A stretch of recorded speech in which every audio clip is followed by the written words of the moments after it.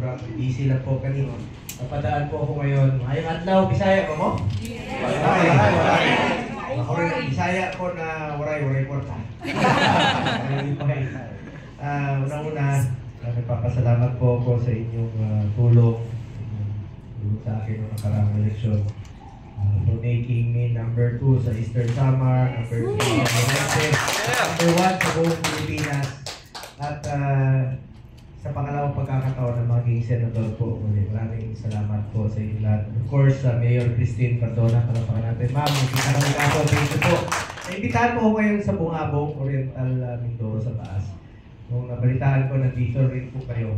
Salamat po sa pag-imbita. Hindi ko lang po masyado habaan ang aking sasabihin na baka nakapistoro po sa inyong workshop ngayong araw na ito. And you deserve it, no? Pahinga rin po kayo. Aside from sa inyong workshop, magiging makabuluhan ng inyong workshop today, ay makapag-pasyal rin po kayo dito sa Manila. You deserve some respite sa trabaho natin sa probinsya. Napakahirap po araw-araw, puro servisyo.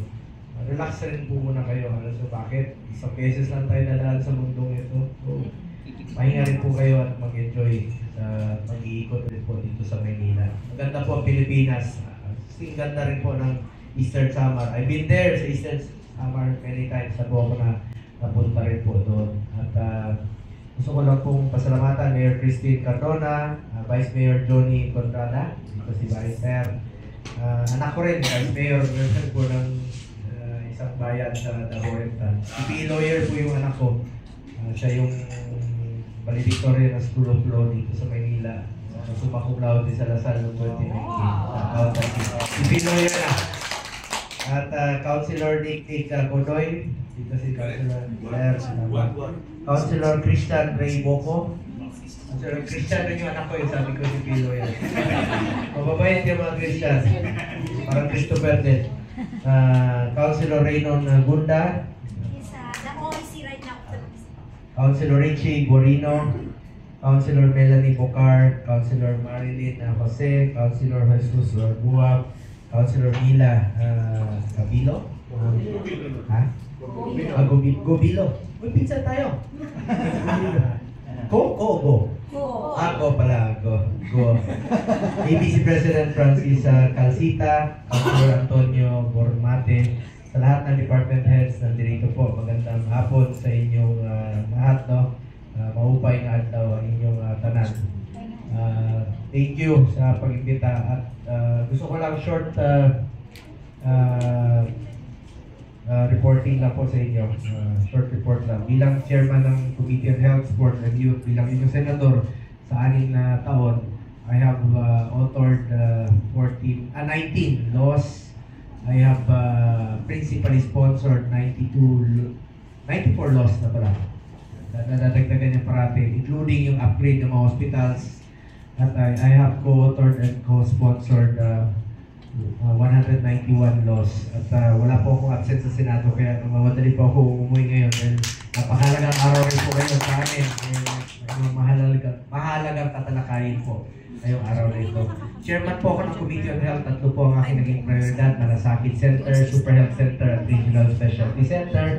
Meron na tayong 167 na Malasakit Center at kasama po, di ba? Sa Eastern Samar, sa Provincial Hospital sa Borongan.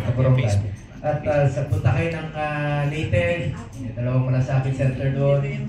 BRMC, Eastern Visayas Medical Center, sa Sisto sa Palo, meron din po, di ba?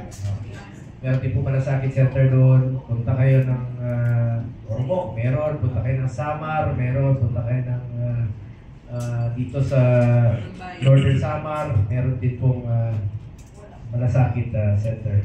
At kung may pasyente kayo kailangan ng tulong dito sa Maynila, sa abot ng aking makakaya, tutulong po ako. Kailangan nyo ng pagkasahin, tutulong po ako. Lalo na yung mga mahirap na walang-wala po, tulungan natin. Ngayon, Super Health Center, iba rin po ito. Iba sa Malasakit Center po ito. Halimbawa, itong walang picture, ma'am. Maramo lang na. Super Health Center, it's a medium type of a polyclinic. Pwede po dyan yung panganganak, dental, laboratory, x-ray. Dyan na po yung konsulta ng PhilHealth. Meron po kayong itatayong 6 na Super Health Center sa Calbiga, Santa Margarita, Santa Rita, San Jorge, Daram at Gandara. Yan po yung mga minor cases na gagawin, check-ups. Malaking tulong yan, it will help decongest the hospitals. Yan po ay proyekto na isinulong ko rin po. Sana sa pagdating ng panahon, magkaroon rin po kayo ng Super Health Center sa bayan po ng Llorente. Tulungan tayo sa abot ng ating makakaya. Kung kakayahan naman po ang inyong bayan na mag-operate po, laking tulong po yan para hindi na nyo kailangan pumunta ng hospital sa inyong pagpapagamot. How far ba ang Llorente sa Borongan? 36 kilometers.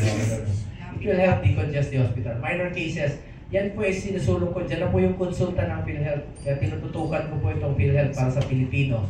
Karoon na po ako ng 14 hearings last year sa PhilHealth at sa health emergency allowances ng ating mga health workers. Pinaglaban natin last year na mamayaran po ang 27 billion ng utang po sa mga health workers sa kanilang hiya. At ngayong taon na ito, meron pong 6.7 billion na appeal na pinaglalaban rin po natin ang mabayaran ng DBM at ng DOH. Bilang legislator, chairman ng Committee on Health, tututukan ko po ito at I will continue to monitor na dapat po yung mabayaran po ito. Bagamat isa lang po ang mababatas, ngunit responsibilidad ng DOH at ng DBM na bayaran po ang mga obligasyon nila sa ating mga health workers dahil services rendered na po yun at pinagpawisan at pinaghirapan po ng ating health workers. Tututukan ko rin po ang PhilHealth para sa Pilipino. Marami silang pinangako na pinapirma natin last year na yung mga check-up sa mata, check-up sa ngipin, nililibre nila top 10 mortality diseases, tataasan nila ang case rates. May mga pulisiya sila na nadiscover natin na masyado na pong dapat luma at repasuhin. Halimbawa, yung single period of confinement, pag na-admit ka the second time ng pneumonia, bawal i-cover na yan, tinanggal na nila. Yung 45 days policy, tinanggal na nila. Tututukan ko po ang PhilHealth para sa Pilipino bilang chairman po ng Pilipino. Bilang chairman ng health, tatlo ang aking prioridad. Malasakit Center, Super Health Center, at Regional Specialty Center. Iba rin po itong specialty center, yung Heart Center, Kidney Center, Neonatal sa mga babies, Geriatric sa matatanda, Cancer Center, ilalagay na sa mga selected DOH hospital. Halimbawa, Eastern Visayas Medical Center, DOH run yan. Lalagyan na po ng mga specialty center dyan. Para hindi nyo na kailangan bumiyahin ng Maynila sa inyong pagpapa-opera. Diyan na po gagawin sa Tacloban, sa Eastern Visayas Medical Center. Tututukan ko po yan para sa Pilipino. Batas na po yan sa loob ng 5 taon. Maglalagay po ng mga specialty center. Chairman din po ako ng Committee on Sports. Isang paraan na labanan natin ang legal na droga at ang kriminalidad through sports. Get into sports, stay away from drugs to keep us healthy and fit. Mga kababayan ko, isang paraan yan. Pag meron tayong pinagkakaabalahan ng mga kabataan sports, malalayo natin sa masasamang bisyo. Mayor, kung may mga paliga ka sa inyong lugar, inter-barangay, susuporta po ako. Malalayo natin ang mga kabataan sa masasamang bisyo.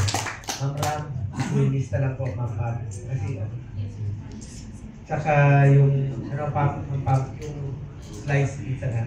Next time. So, chairman din po ako ng Committee on Youth. Sa mga kabataan, kayo po ang kinabukasan ng bayan ito. Tututukan ko po ang edukasyon. In fact, pinaglaban po natin yung pre-tertiary education, yung free education ng panahon ni Paulo Duterte. At nag-file po ako ng expanded pre-tertiary education para sa ating mga kabataan na may pagpipilian sila sa libreng edukasyon. Ayan po ang aking mga proyekto. I-report na po sa inyo at wala po akong absent sa Senado kaya kailangan ko nang umalis para hindi po ako absent. Kasi habol po ako sa 3 p.m. bibihis pa po ako. Makikita nyo, nandito ako ngayon. Kanina nasa nabota sa mga nabaan. Mamaya nasa Senado. Yan naman po pinangako ko sa inyo. Kahit sa sulok kayo ng Pilipinas, bagyuhin, lindulin, putok ng bulkan, sunog, baha.